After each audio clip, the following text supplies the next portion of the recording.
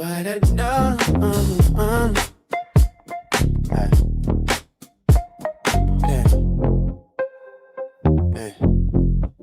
He wore chains, not of gold, but of steel. A small town cell where time won't heal. She wrote letters, sweet and brief, but her words stand out like a fading leaf. Double R goes hard on a broad, they say. Took her heart, swept her away. Was he wrong or was he right? He gave a new life in the dead of night. Ricky had swagger, a smooth talking flame, dice in his pocket, a death row chain. She wore a red dress, satin and lace. He spun around, put game in her face. Behind these bars, the world turns still, but freedom's price is a bitter pill, yo. Double R goes hard on a broad, they say. Took her heart, swept her away. Was he wrong or was he right? He gave her new life in the dead of night.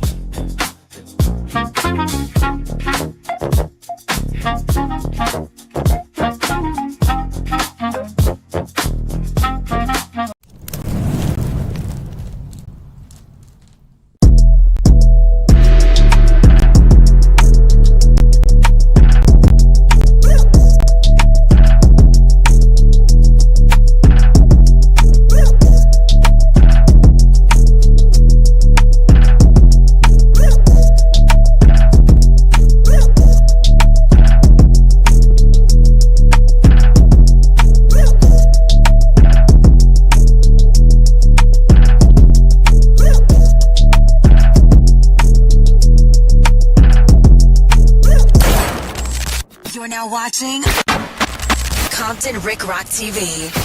Let's get to the content. Top of the morning. Well, it ain't top of the morning. It just turned 12 o'clock, man. I had a lot to do. Try to get this new setup cracking. We're going to add some more to it, man. Shout out to y'all, everybody in the chat. We're going to talk about this Eric Holder situation I was just watching before I went on live. So you know what? Let me go ahead and get this in with the subscribers, man, the people that's watching. We might do call-ins today. We're going to do a little something different today, but we're going to get to this content. We ain't going to do too much time because I got a whole lot to do and bring some more content to y'all. So let's start this off, man. Let's go.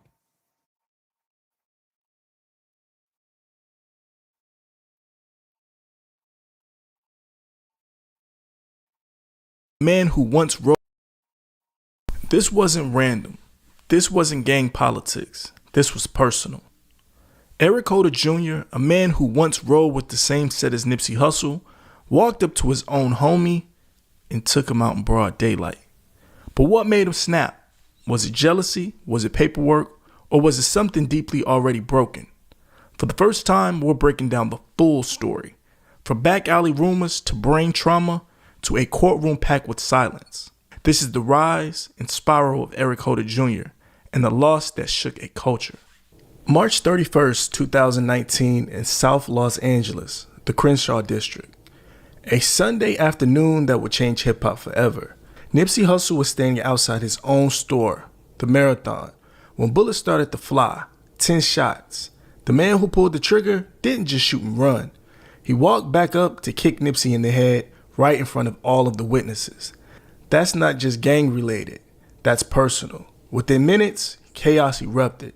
Sirens echoed, streets swarmed, and the entire city, hell, the whole culture started to ask, who was Eric Holder Jr. and why did he kill Nipsey Hussle? This is the story, unfiltered, uncensored, from the street rumors to the courtroom and everything in between. Eric Holder Jr., the rapper who didn't make it before the incident, before the trial, and before the world knew him as the man who killed Nipsey Hussle. Eric Holder Jr. was just another LA kid chasing fame. His rap name, Fly Mac. Do your dance slow, now bounce to this. I'ma slide with a hoe when I bounce to this.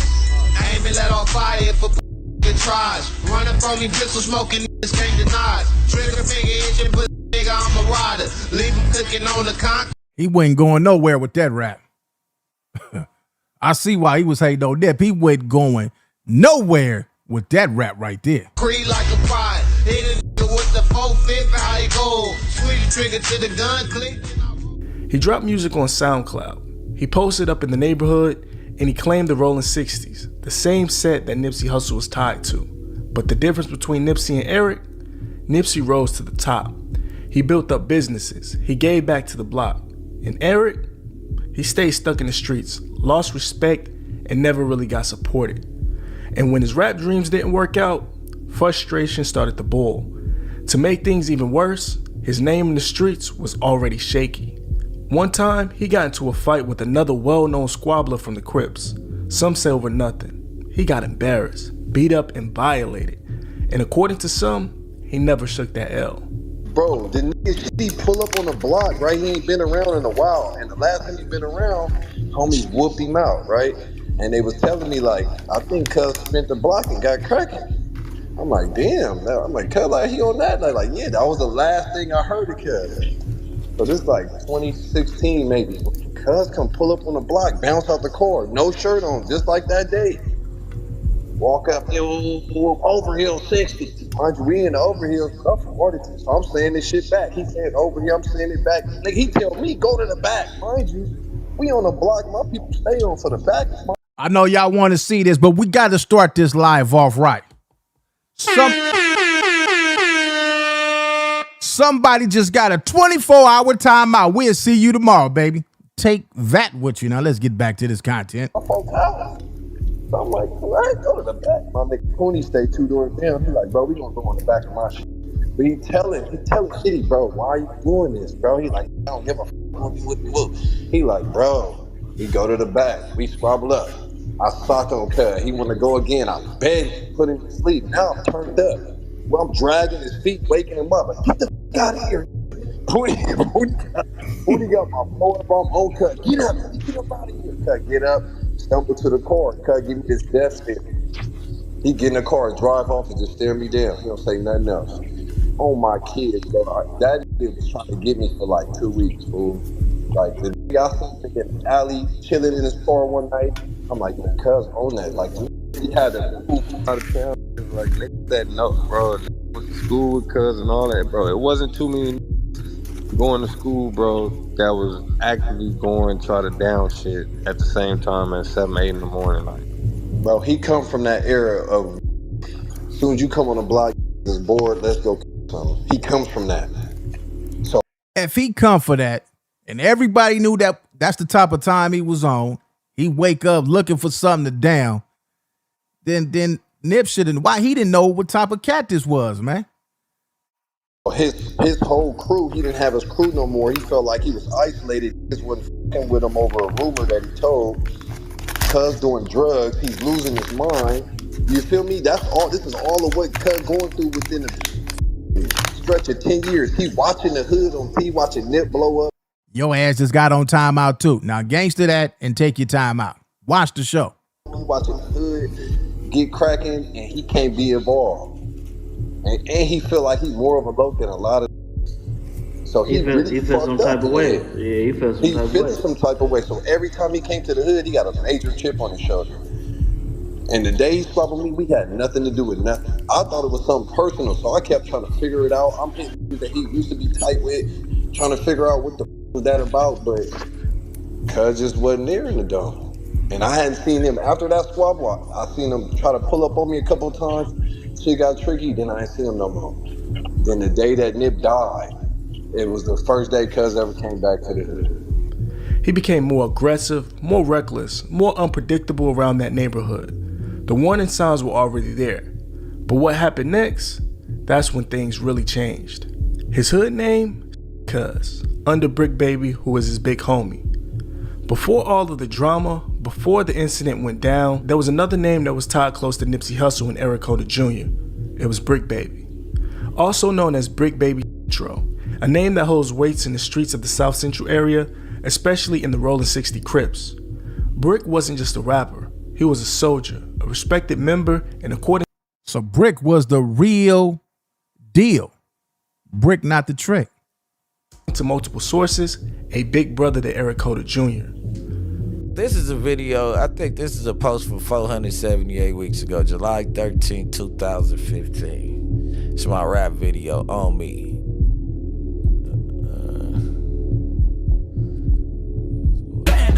Strap on me, got bands on me, programs on me, all I fuck with is drug. Well, this guy right here happens to be Eric Holder, right? While he was the little homie, Brick Baby was already active and respected in the LA gang's politics. He rolled with the right people, had ties to free bands with Future, and was even affiliated with Atlanta artists like Young Thug and Pee Wee Longway. But back in LA, Brick Baby was solidified. His name wasn't questioned, his rep was official. And when it came to the gang culture, Brick was the type of big homie who could speak and be heard. He wasn't just in the street either. He had ties to Nipsey Hussle. There's old footage of Brick with Nipsey, photos, studio sessions. Respect was shown on both sides. But they weren't best friends, but they definitely were cool. According to Brick Baby, before everything went down, everybody got along. Eric Holder Jr. was considered a soldier and a main hitter for the gang. Someone who wasn't to be played with, aggressive with the weapons. Then there was Nipsey Hussle, Lil Thundercat, the little homie to Big Thundercat, who now worked for Nipsey in his parking lot, sometimes a jack of all trades for the store. Now here are these two members from the same gang with similar backgrounds. Tempers are flaring, egos are fully active, and the world is about to change from this 4-minute conversation. Now the fight that changed everything wasn't just a regular fight that everybody heard about, or the rumors about the story. This one was different, and it was more dangerous. According to the rumors, Eric Holder got pressed by someone who didn't know who he was at the time. They questioned his gang ties, disrespected his name, and Eric responded the only way he knew how, violently. But he lost. He lost badly. The fight left him injured so bad that he needed brain surgery. Eric was jumped probably a year, 2 years before that, not by nobody that had nothing to do with Nipsey, but he had went to the hospital and he had brain surgery. And it did happen in the area. Pulled up, and I guess he had questioned him about the red shirt, and he had just got off on a... Basically, they just was like, who are you? It really wasn't over the red shirt. They pull up, who is you? Like, but you on... So what it sounded like to me, everybody knew that this dude was with the business. Sound like he was one of them guys that, you know, they said he had brain surgery and all that, man. This dude might have, I don't know, I'm not going to say somebody sent him, but this show do sound suspicious, man. On the block, you on our block, and cuz just ain't been around for like a year or two, but like this the block, and cuz don't be like really, he was, you know, cuz is a real 60, cuz ain't finna go for no questioning, you know what I'm saying, and I'm really loking over here, like, you get what I'm saying, but it was the older homie, cuz got a squabble, cuz on hood, and cuz said something that Eric didn't like, Eric got off, and Eric got his ass whooped, but then he got transported to the hospital and he had brain surgery, so that's what had caused the mental health and all the going to the mental houses and all. That's what put him on his stairs. So I think he had a vendetta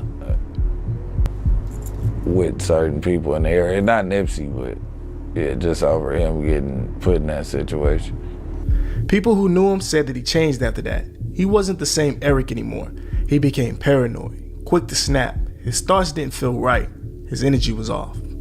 Friends say Eric Holder always had been wild, but after that brain injury, it turned him up even more. And yeah, he wasn't going for that no more. It sounded like shit. He's like, shit, I ain't getting no more ass whoopings. I'm not taking that. The next person that pull up on me acting like they want some smoke, I'm fit to get cracking. He said, I ain't going up in that hospital sitting up in Animal from getting my ass whooped.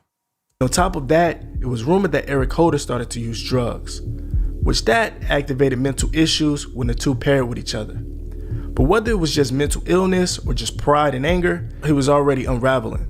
And then he ran into Nipsey Hussle. March 31st, a sunny day, 2019, Eric Holder is now hanging out with his lady friend, and they're looking to get something to eat. But this time, they're going to Eric Holder's old neighborhood, not in Long Beach. Rest in peace, Nipsey. Everybody put them flags up in the chat for Nip, man. Put them checker flags up in the chat, man. Where Eric Holder is currently living, where he met that female at. They went to the Marathon parking lot. Nipsey Hussle sees Eric Holder pulling into the parking lot. According to Big Thundercat, Nipsey's big homie, Nipsey said to himself, "I wonder how this is going to unfold." Eric Holder directly orders his food and greets the gang in front of the Marathon store. The two talk for over 4 minutes. According to the witnesses, the conversation didn't get heated at all, but according to the surveillance footage that we found, it shows that Nipsey was quite animated as he was moving his hands. And Eric Holder wasn't taking it all too well. According to Cowboy, who witnessed it, testified that Nipsey Hussle told Eric this. He said, "People say you got paperwork on you. I ain't saying it's true, but you should clear that up. In street code, that's serious, real serious." But instead of falling back and checking the situation as a whole, Eric Holder took it personally. So you don't think he passively told him he was a snitch? You know what's crazy? We still ain't seen no paperwork on Eric Holder, man.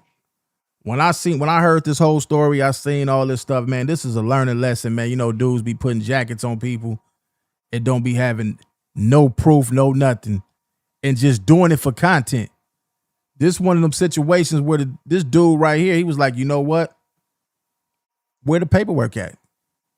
You put a jacket on my name, man. This whole situation should have taught a whole bunch of people, but you still got people out here that still playing the same games, man. This right here was a lesson, man. No, he never called him a snitch at all. No, not saying a snitch outright. But come on, bro. The fact that you said was never no paperwork produced on him, we know it was a snitch conversation, Cowboy. Come on. Well, no. Nip was like, Nip ain't seen Cuz in a long time. So Nip was like, "Hey, bro, hey, where you been? We ain't seen." He's like, "Oh man, you know, I did it." He was coming with this little story. I've been did it. And Nip was like, "Well, you know, they got that paperwork floating around. I ain't read it, but you know, you go take care of it." And he did it cool, like homie to homie. I ain't seen you in a while. You know, you need to take care of that shit. He didn't say, "Oh, snitch, you told." You feel me? He didn't do none of that. That's probably when the discourse started. Now, Cowboy, we're going to talk about it. Hold on. But listen, Cowboy, we talking about it, right? Well, hold on one second. But I'm saying about it. We can talk about it. But listen, by the nature of their conversation, by the nature of their conversation, I would have never expected that, bro. That's all I'm saying. Well, Cowboy, let me ask you a question. We talking about it, right? Hold on. After Nip made that comment, right? Say that, and now he said that. Wait. After Nip made that comment, right, about that, however he made it, the comment the world responded. Hold on, Cowboy. Dude responded to Nip. You the one snitching. You been paying the homie whoop wop wop. Am I right? Nah, he didn't respond to that. Nah. Right. Like I said, she said whatever she had to say, man. I'm not gonna contest. I'm just gonna tell you what I heard, bro. And all I can say is the truth. If bro would have said something like that, bro, I'm gonna let it know. Like I said, I done cleared up all kind of shit about my past. I done cleared up so much shit. Didn't you say he had something like he had to fix something up? Isn't that like insinuating he snitched? Paperwork, exactly. Well, it ain't about fixing it up. It's about, look, bro, you know, this paperwork floating around, you know, it ain't really cool. You need to go. That snitch conversation, though. Well, did he not tell him he couldn't go in the store? Hey, Cowboy.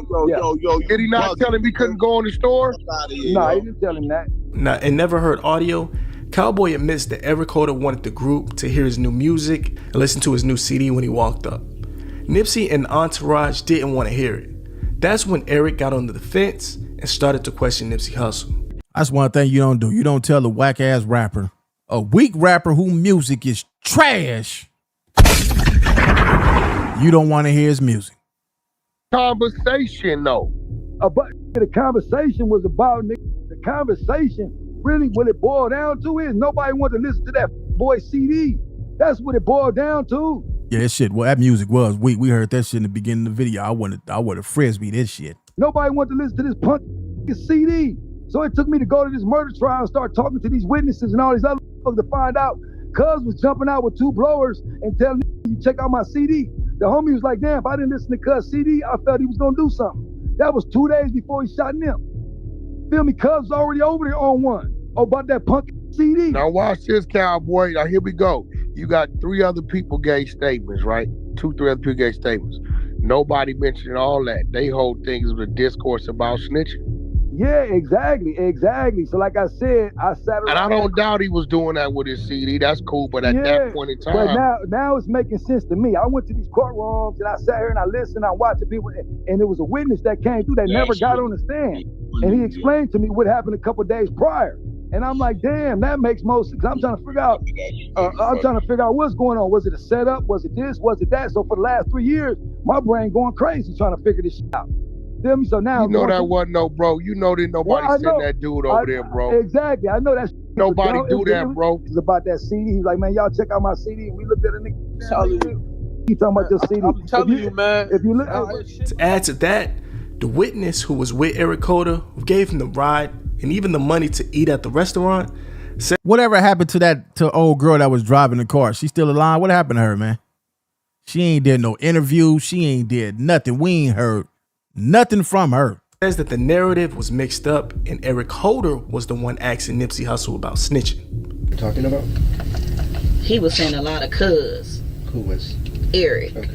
Could you hear what they were saying? I didn't really kind of understand it, like what he was talking about, but I know like to tell from the tension from Nipsey, like he didn't really want to talk to him, like trying to like, like get to me, like to take the picture or whatever, like trying to wait till he stopped talking. Do you know why he wouldn't want to talk to him? Because I guess the way he was just like, cuz, have you ever snitched on somebody, cuz this, cuz that. That's what Nipsey was saying? That's what Eric was saying. Nipsey wasn't like saying nothing. He was just like, nah, nah, like that, know. Did it sound like Eric was accusing him of snitching? You could see Eric, he walked up and shook everybody in. He's shaking everybody in. It was something that was said that triggered him. To me, it sounded like kind of like he was trying to be a little messy. Oh. Like I wasn't kind of like getting into it, but because I'm not the messy type. I'm just like kind of like listening, but I'm just like, okay, like what is he talking about? Like to myself though. And then, but I can tell like by looking at Nipsey or whatever, because I'm waiting to take the picture. Like he looking like he need to go on somewhere. That's how I got the impression. I didn't hear no arguing, and even when I took the picture and everything, I didn't hear no arguing. We got 400 people in here and 62 likes. Y'all get them likes up. Come on, let's go. Get them likes up. Let's get them likes up. And it was just like casual, just talking, like regular guy talk, I guess, Yeah, he was kind of like a little aggressive, but like some guys, that's just how they talk, so. Who was aggressive? To me, aggressive mean when you using slang words like cuz. Well, like which one? Eric. That was during a sworn immunity. The young lady had to tell the truth or she would go to jail for being accessory to this incident. Now, what I'm about to say is hearsay, and it hasn't been confirmed nor verified. But Wack 100 claims that Eric Holder was referencing to an incident that Nipsey Hussle and a friend got into, and it was rumored that someone snitched to the police. And they say Eric Holder brought it up. So, were you there at the Marathon Clothing Store on March 31st? Yes. Okay. And when you were there, why were you at the store? I was at the barber shop next door to it, actually, and I walked in there to buy a hoodie. I bought like 2 hoodies from the store, and when I came out, everything went down. Wow. So like you and Nipsey took a picture. After that picture, how long did it take for dude to come through and do what he did? Probably like 3 minutes after. Okay, what kind of car were you driving? A BMW convertible. Was it white? White one. The white one? Yep.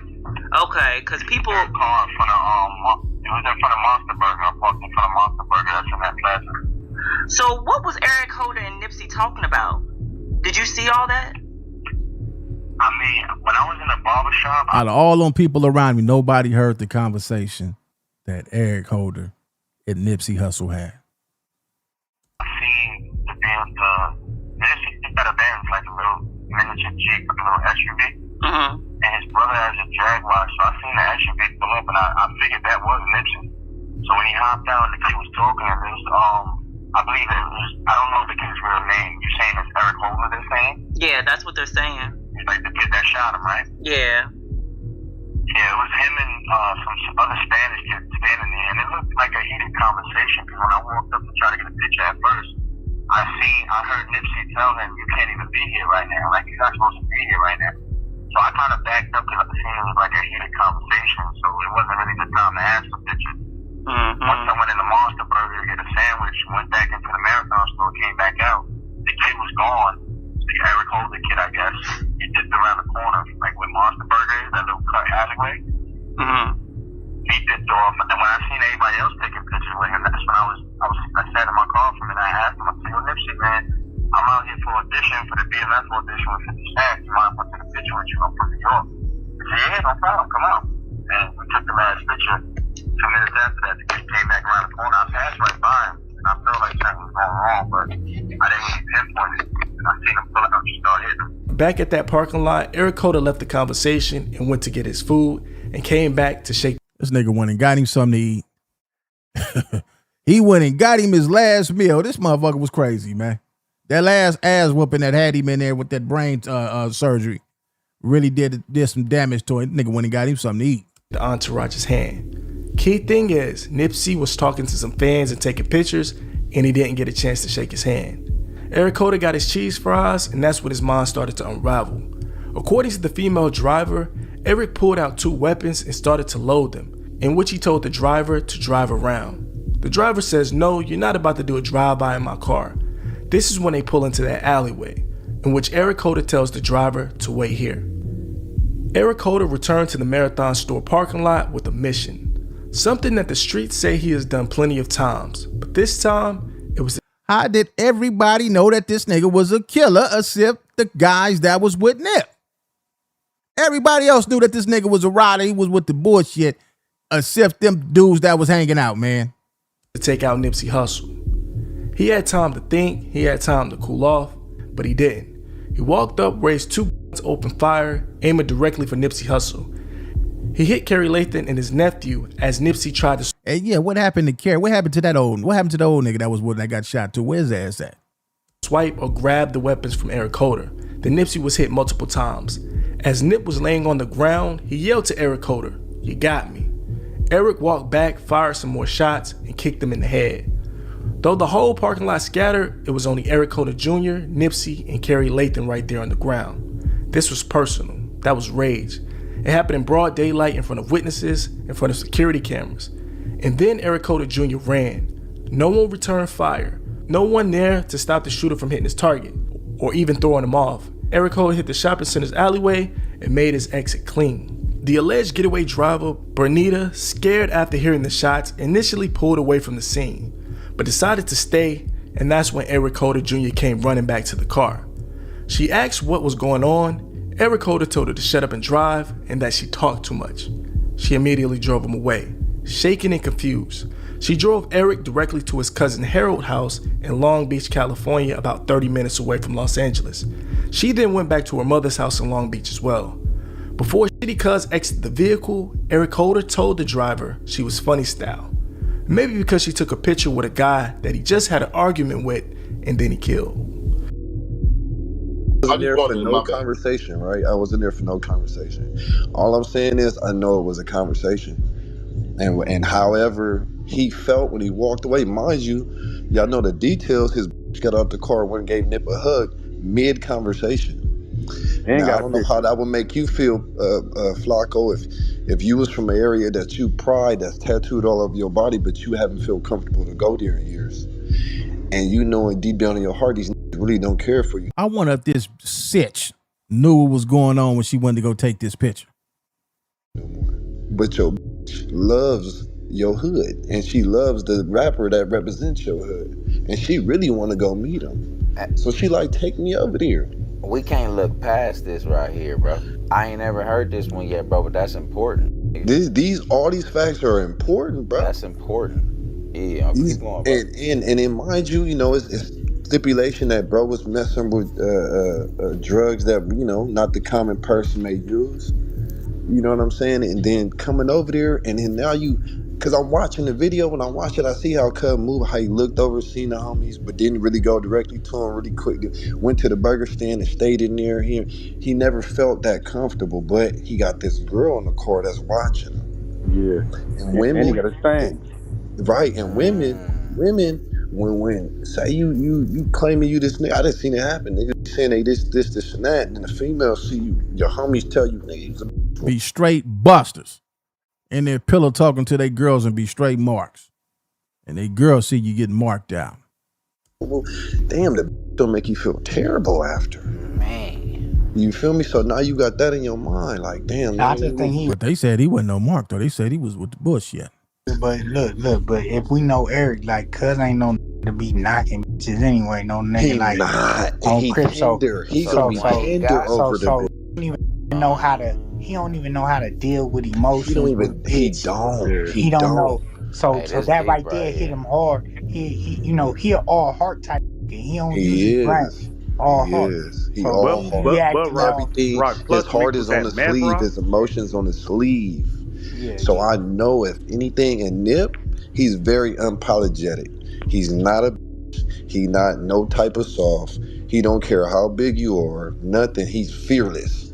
If I ain't never seen it as fearless as maybe him and Black Sam. So this is has just as much amount of pride as this crazy is walking at.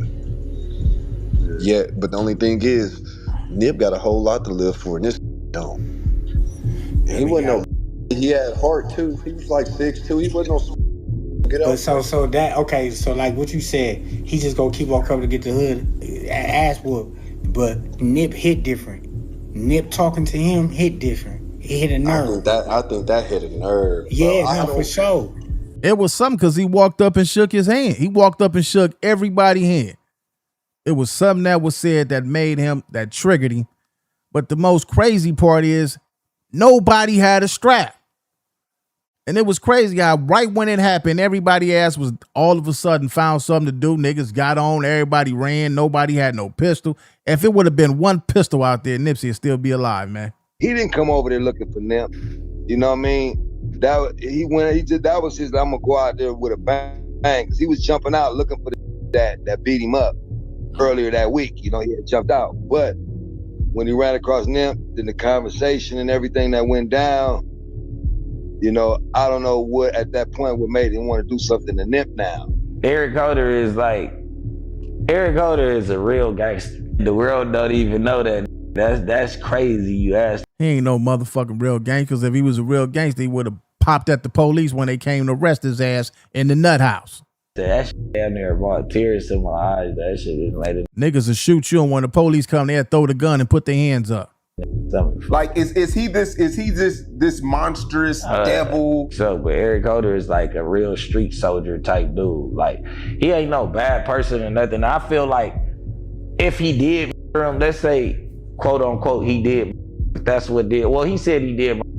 So saying like, and he ain't no Jay. He like a real loyal person. So him coming up like, hey, what up, bro? Get up. Whatever the conversation was, I know he was big and Nip up like in there. But if I would, you could have a strap. Nobody care about the police be tripping. Sit across the street.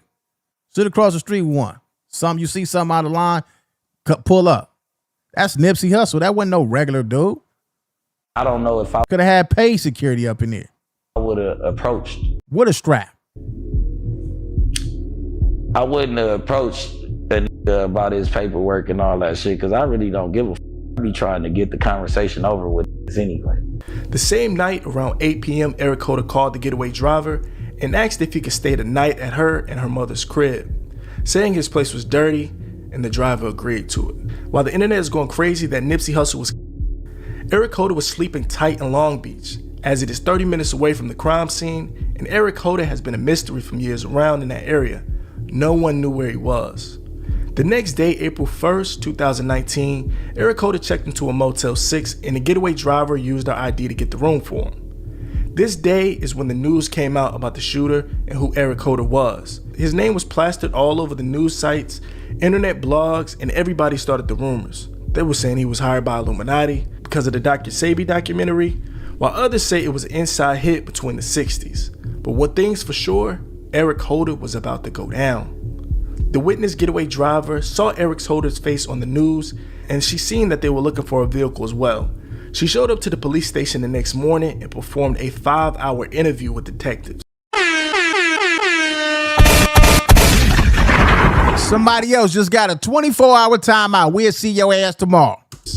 She agreed for the police to search her phone, her mother's home, and they kept her car to search for evidence. In the interrogation room, she even called Eric Holder's phone and gave up the location where he was at in the Motel 6 and his home address. Later, Eric was arrested for lingering around a mental health facility in Bellflower. According to the arresting officer, Eric Holder had on a hoodie and walked towards the police as they pulled in, arresting him without incident. I work at a mental health facility.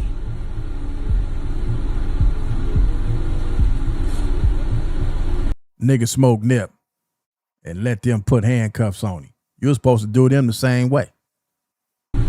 With no damn soldier. I work here. Okay. Yeah. Good thing you're late today or you went out to lunch. Is this him? I think so. This is the guy? It's not positive yet, but it might be. Oh my God, this look like him. This is the guy that everybody been oh my God. See? Front row to the news.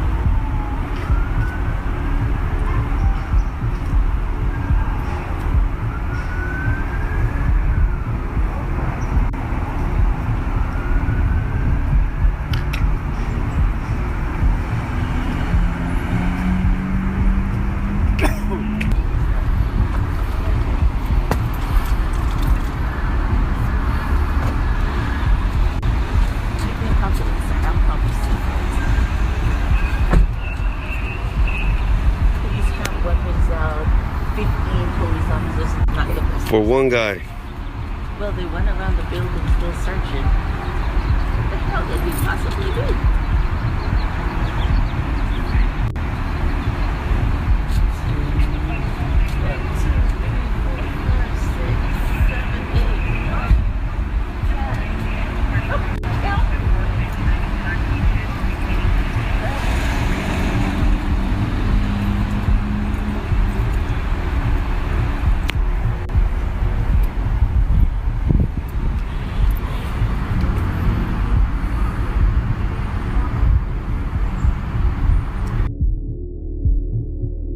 Did he see that he was coming? Did he think claiming mental illness could save him? Who knows?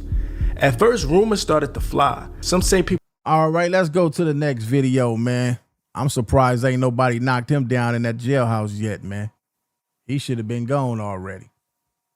Let's get to this. Crenshaw District, Los Angeles, California. From the mid-1980s through the mid-1990s, Crenshaw was one of the most heavily policed and economically neglected black neighborhoods in the city. The area was home of working-class African-American families whose parents had migrated from the South in search of better stability. By the time Ermias Joseph Ashkadum was born in 1985, the stability was gone. Crack cocaine flooded the streets, factories closed, schools lost funding, police presence increased, violence became routine. It has been another violent weekend among the gangs of California. A man who was standing in line to see Colors, the movie about gangs, was shot in the head by someone wearing the colors of a rival gang. Yeah, they wasn't playing in the 80s, huh? So far this year, almost 100 people have been killed in gang-related violence in the Los Angeles area. And for every death, as Bonnie Strauss reports, there are related victims. Helicopters circle nightly, sirens replace lullabies, children learn survival before adulthood. Crenshaw was also culture. Barbershops, basketball courts, church parking lots, and corner stores held the community together. Pride existed alongside poverty. Ermias was raised by his mother, Angelica Smith, and his father, DeWitt Ashkadum, an Eritrean refugee who escaped war in East Africa. He grew up with his older brother Samuel, later known as Black Sam, and his sister Samantha. Money was always tight, so Ermias went to work.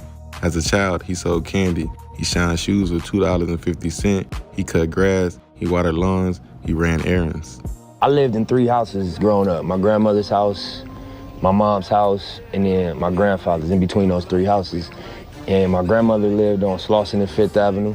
My grandfather lived on 60th and 10th Avenue, which is in the Crenshaw district.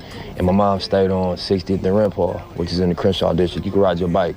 So it was a dope place to grow up. Every dollar went towards school clothes so his parents won't have to carry the burden. He looked up to his older brother, Sam. Black Sam hustled too. Sam knew how to survive. Sam knew the streets. Sam carried weight in the neighborhood. Ermias watched him closely, learning discipline, movement, and how to make something out of nothing. Outside, the Rolling 60s Crips dominated the area. Formed in the early 1970s, the Rolling 60s became one of the largest, most powerful Crip sets in Los Angeles. By the late 80s and early 90s, they were deeply involved in the Blood Crip war and street politics across South Central. Protection, identity, and survival were tied to the set. At around 14 years old, Ermias joined the Rolling 60s. Later, he would say he adapted the culture even though it wasn't who he truly was. The gang offered structure, brotherhood, and safety in a dangerous environment. It also made him a target. At home, he was building something different. His grandmother bought him and Black Sam a computer. Ermias broke it. Instead of buying another one, his grandfather gave him books and magazines about computers. Ermias studied them. Every week he came home with new parts in his backpack. It took him months. Eventually he built his own computer from scratch. Across the street lived a man named Jenkins, the only person. Boy wasn't no dummy at all.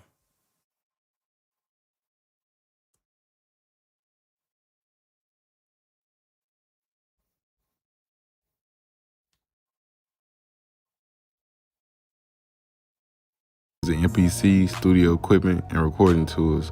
He started as a producer before he became a writer. He made beats, he studied sound, he learned the structure. In school, his grades were usually D's and F's. One teacher believed in him and challenged him to stay one more semester. Ermias locked in and earned all A's and B's, then he dropped out anyway. Not because he wasn't capable, but because he didn't want school. He wanted more independence, money, music, business. Around 9th grade, about 15, I stopped going to school and all that. You know what I'm saying? I was just like, I was on some other shit thinking I'm grown, starting to get a little money and shit, grinding and all that, selling my little weed. See a solid nigga. Let me explain, hold on. Let me explain something real quick. Let me explain something. Nipsey is the real motherfucking hood nigga, you know what I'm saying? My mom's like, you know what I'm saying, she wasn't. And they was saying this when he was alive. They ain't saying this about these other cats, but they was saying that when he was alive. She knew what time it was, so if I bring a gun in the house, she understand that. You know what I'm saying? But she wasn't with that, smoking weed, hanging out all day. She not with that, cause that's, you know what I'm saying, she don't respect that. So when I was at my mama's shit, a lot of shit I could do when I left, I couldn't do over there. You know what I'm saying? So when I left, I went to live with my granny down the street on 5th Ave. That's where I grew up at. It's my block, you feel me? So I was a young nigga. 85, I came home right here. My mama's house is in the hood, but my granny house is in the hood. You feel what I'm saying? So when I moved over there, I was around the homies all day, every day. You know what I'm saying? I was still getting my little money and shit. I fell under a gang of the older homies and all that. And I started banging the hood. I put on the turf and started pressing the hood. And like, you already know everything come with that, my nigga. If you from LA, everybody already know. If you ain't, everything that's in the streets, once you start gangbanging, you gonna be involved with selling dope, selling weed, whatever the case may be. If it's out there, you gonna be involved in it. So once a nigga really like jumped the broom and started pressing the 6-0 shit, it was like everything that the streets had to offer. You know what I'm saying? I signed up for it. These niggas I was around was going to do them, you know what I mean, do they stuff. I always kind of like, am I ready to go sit down for 100 years for this shit? Ermias was already in the streets. His mother kicked him out the house once she found out that he dropped out of school because he wasn't focused and he was already having drugs and guns around the house. He moved in with his grandmother where rules were looser and the streets were closer. That's when he gravitated toward Cowboy, a Rolling 60 member fresh out of prison who was doing music. Cowboy came both the street and music influence on Nipsey. I saw him walking one day, and I pulled up on like, where you from? He was like, man, I'm Bang. And I think he had on some khakis and some chucks. I said, well, you look like you Bang. I said, some enemies roll up, they gonna think you Bang. If you in the 60s, you look like you Bang.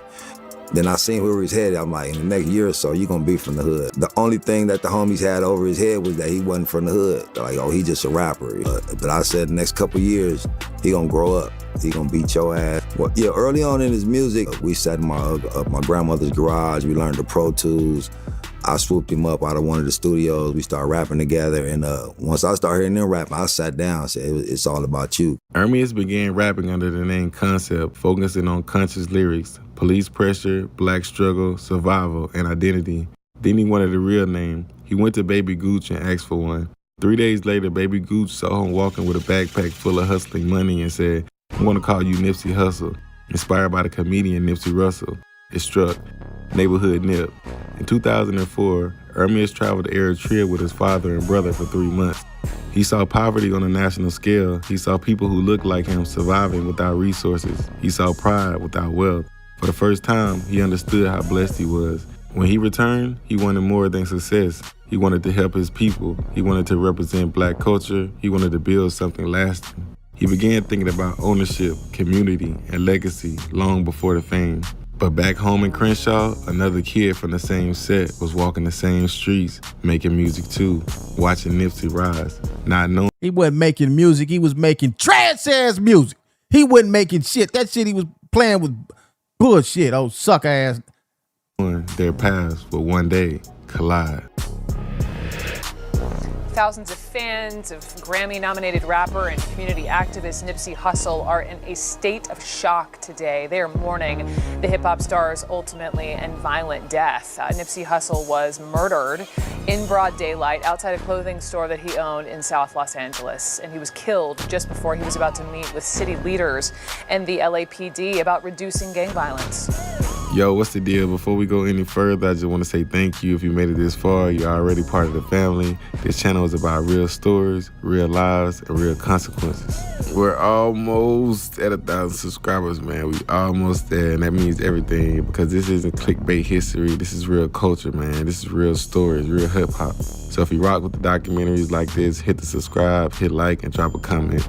Let me know who you want me to cover next, what stories deserve to be told, what names gets forgotten that shouldn't be. This is When the Mic Fades. And now, let's get back to y'all go over and subscribe to that channel, man. When the Mic Fades. We're going to get to that channel at the end of this. The story, because the marathon continues. Right here is a guy who looks like Snoop Dogg. Damn. But he ain't Snoop Dogg. Well, you do look. I get that all the time. What's your name, man? You new and upcoming, but you're at this summit. What's your name? Where you from? My name Nipsey Hussle. I'm from LA, Slauson and Crenshaw area. You know. Well, Nipsey Hussle, that's named after Nipsey Russell, the comedian. Correct, yeah.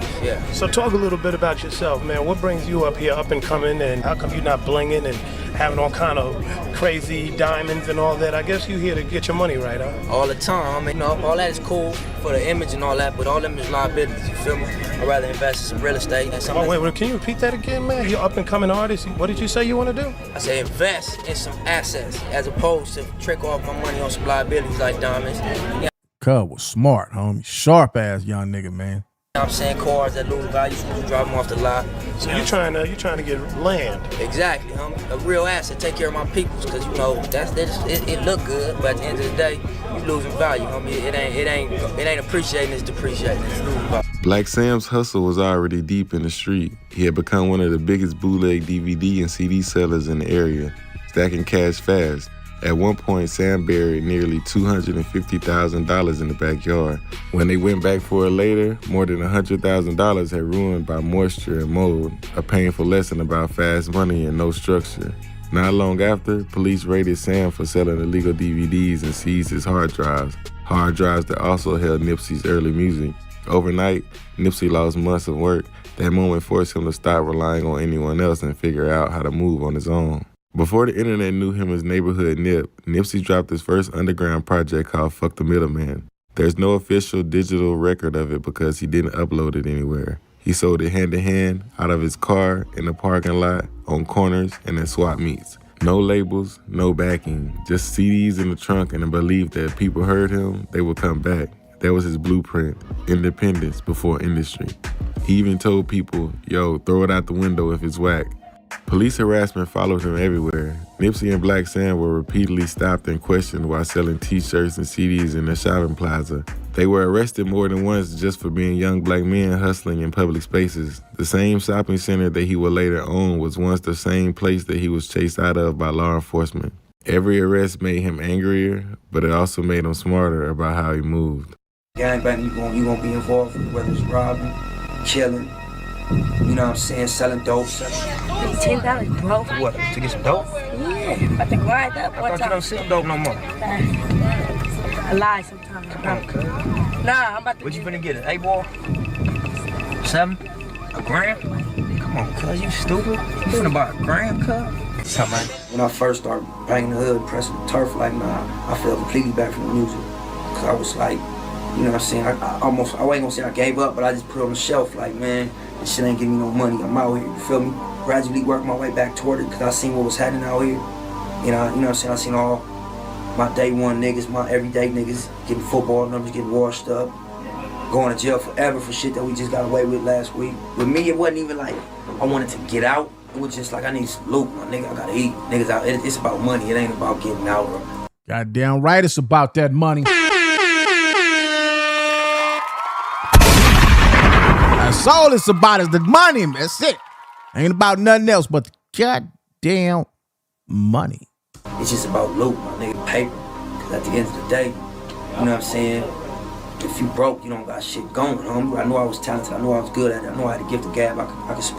You know what I'm saying? I could hold a motherfucker attention. I had a little flow. And I had a perspective. And I had a lot to say because I'm out here, my nigga. And if it didn't happen to me, it was happening to my niggas. And I felt like we wasn't, like, it was niggas acting like it's cool, like it's all right. Like, what's going on in LA right now is crazy. So, like, nobody really speaking on it. His first official local release was Slauson Boy Volume 1. It was raw, regional, and unapologetic. Music made for the streets he lived in. Around the same time, he appeared on a group project called Crenshaw District, the claustrophobic mixtape. Not his own tape, but a neighborhood compilation where he stood out on one of the verses in one of the songs. That project widened his name inside of Los Angeles and showed that he could hold his own with other West Coast artists. Then came Bullets Ain't Got No Name. It wasn't just a mixtape, it was a statement. Nipsey was rapping about probation, street politics, police pressure, and ambition. Songs like Smoking La La La and Stuck in the Grind turned him into a serious underground presence. His voice sounded different, calmer than most rappers, but more dangerous because it felt real. That music reached the internet. On MySpace, an executive named Johnny Shipes, who ran Cinematic Music Group, heard Bullets Ain't Got No Name and wanted to know who Nipsey was. Shipes asked radio personality DJ Felly Fell who the hottest rapper in Los Angeles was. Felly Fell prompted him straight to Nipsey Hussle. Shipes listened, flew to California the next day and met Nipsey while he was working on the movie set. Despite Nipsey's Rolling 60 affiliations and street reputations, Shipes wanted to sign him immediately. Sat in that bus on the way up here to the label for to play the music for him and shit. Bang their heads out real quick, tell them why it was such a good idea to give a nigga all that money. Feel me? But we on the way, my nigga. Finna go up to Epic. Shout out for the $1 super chat. Who was that? Virgil Harrison. I got that song for Snoop Dogg. Snoop Dogg made that song for me, man. It ain't for sale. He gave me that song. It was actually a song that I dedicated to Sharice Mills. And a lot to everybody, not just me. It ain't just about no money. Niggas finna get on and get rich. It ain't even that. You know what I'm saying? That's just the surface of it. But, you know what I'm saying? Just for young niggas from over here to see some niggas that really came up over here bumping our heads, making the same mistakes they making and dealing with the same shit they dealing with. Semi make it out. Not long after, Nipsey dropped Bullets Ain't Got No Name 2. The music grew sharper, the ambition got louder. He was becoming known outside of California now, not just in it. But while his career was rising, his real life was collapsing. At a party, a girl who was not supposed to be there ended up around Nipsey and his friends. When her parents found out, instead of admitting she skipped school and lied, she accused the group of serious accusations. Nipsey was charged and locked up. He maintained that he never touched her and that she was simply present at a function that she wasn't supposed to be at. Still, the case became real and he sat in a county jail for weeks fighting it, almost 50 days. That's when Big U entered the picture. Big U was another Rolling 60s Crip, a respected figure in the set and known in the city as the man who inspired the character Debo from the movie Friday. Big U had street power and industry connections. While Nipsey was in jail, Big U helped finalize the deal that put money in Nipsey's hands. Not for chains or cars, but to fight the case. Nipsey beat the case, but now was locked in a contract that he would later grow to hate. At the time, he thought it saved his life. During the same period, Nipsey became a father for the first time. His daughter, Imani, was born, changing the way he looked at everything. Hustling wasn't just for him anymore, it was for her. Then came something nobody from Crenshaw was supposed to touch. In 2006, Nipsey Hussle appeared on Tupac Shakur's posthumous album, Pac's Life. This wasn't a mixtape, this wasn't underground, this was a major label Tupac album, released worldwide. For Nipsey, it was the first real breakout moment outside of Los Angeles. He was featured on the album at a time when most executives still saw him as too street, too vocal, too gang affiliated to market. But people behind the scenes didn't know Nipsey Hussle was on that song. He been out for a long time then, I didn't know that. care about optics, they cared about authenticity, and Nipsey had it. That feature didn't come from luck, it came from the buzz he was building inside of LA, from selling music out of his trunk, from Bullets Ain't Got No Name, and from DJs telling industry executives the same thing over and over. If you're asking who's next to blow in Los Angeles, it's Nipsey Hussle. Neighborhood Nip Hustle, SawsonBoy.com. Walking in the Epic right now, finna go out there on Brandon Creed real quick. Black Sam, what's up, my nigga? This my brother from the pen calling. I'm in the meeting at Epic. What's up, big homie? How you doing? Everything's good. Love you, bro. Hold on. This is Sunny D. Sunny D, how you feeling? How's it going? Okay. What's up? Good to meet you. Good to meet you. Black Sam, man. Say something, bro. Oh, man, what's happening? I don't really have much to say, man. Just niggas trying to make this shit right. I know my brother out there doing his thing. Hey, what's up to everybody? I'm excited with it. It's your boy, Neighborhood Nip Hustle. Just leaving the building. Just bang their heads real quick. Played all the new shit for them. You know what I'm saying? They finna cut some more big ass checks. Gonna see a nigga with some more jewelry coming soon. Just holla at my nigga Black Sam in the pen. Cuz doing good. So we up out of here, my nigga. Another day, another dollar. You already know. All my niggas. That's the way that we. Being on the Tupac album meant something. Man, we ain't had a nigga like that since he passed away, man. All right, we got another super chat, man. Stump Music, $5 showing love to your channel. Hub in a dub. You already know what it is, homeboy. Different in the city. Pac wasn't just a rapper, he was a symbol. And Nipsey didn't treat the moment like a trophy. He treated it like a responsibility. Because now... Matter of fact, with this number that y'all, all this little change y'all sending me for these super chats, I'm going to put a Nipsey Hussle picture in that spot right there, man. I'm still decorating up in here. We're going to get it all the way right. We're going to put a Nipsey Hussle picture right there. On the other side, we're going to put it easy over there. We're going to put some over there. We're going to deck it out just the first day up in a new spot. Yeah. Come on, y'all. Send them super chats so we can deck it out, man. Y'all can put up, whoever send the money, y'all tell me what y'all want me to put up in here, and that's what we're going to put up in here, man. For the first time, his voice wasn't just echoing through Crenshaw, it was echoing through the whole world. By the late 2000s, Nipsey was visible enough to walk the red carpet. He appeared at the industry events like BET Awards, standing next to artists who once felt untouchable. The boy who sold CDs from his trunk was now standing inside the building. Ooh-wee. That's why they didn't like Nip. He a pimp slapped the shit out your ass.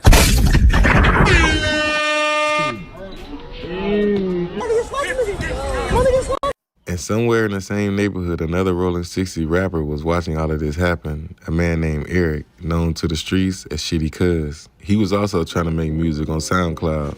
He saw Nipsey rising while he was staying stuck. Two men from the same streets, same set, two different paths. One building something, one slowly unraveling.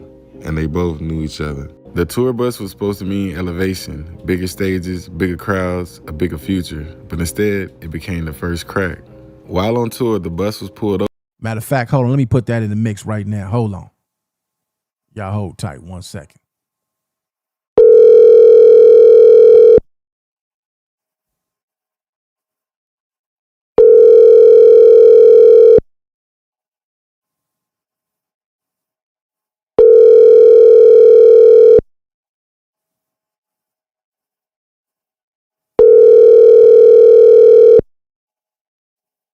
Answer your phone, nigga. We'll get back to it.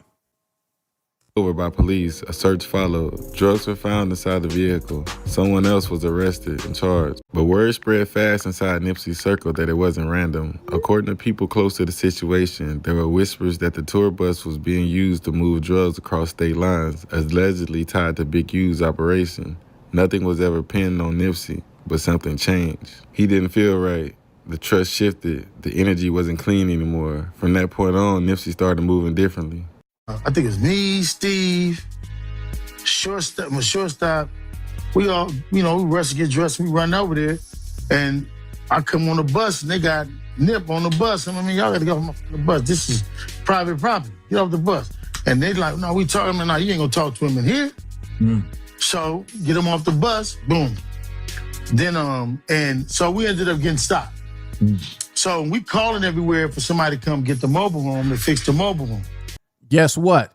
You said everybody talking about these punk rappers. You ain't gonna talk about them no more today because your ass on a 24-hour timeout. Now get your punky ass up out of here. Beat it.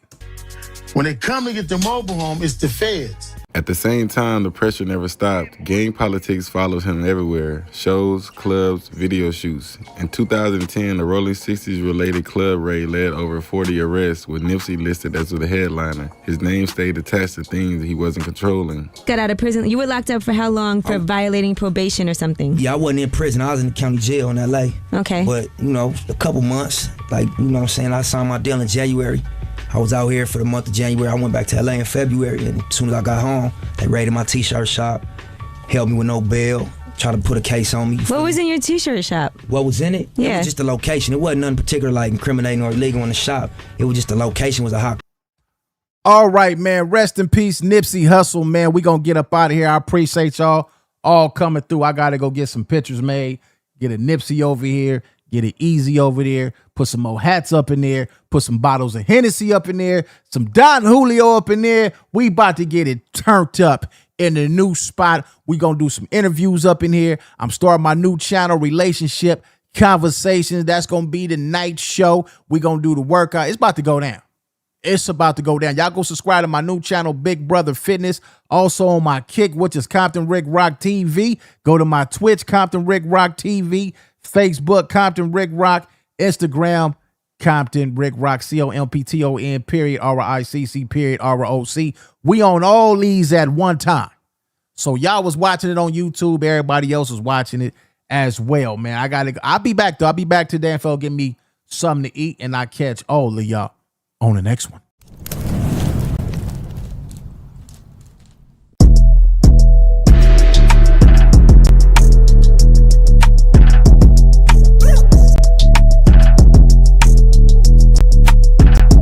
Wait a minute, somebody sent me a super chat, man. That's Black Warrior Spirit, man. Thanks for the $2. We definitely gonna put that with the picture. Now we out of here.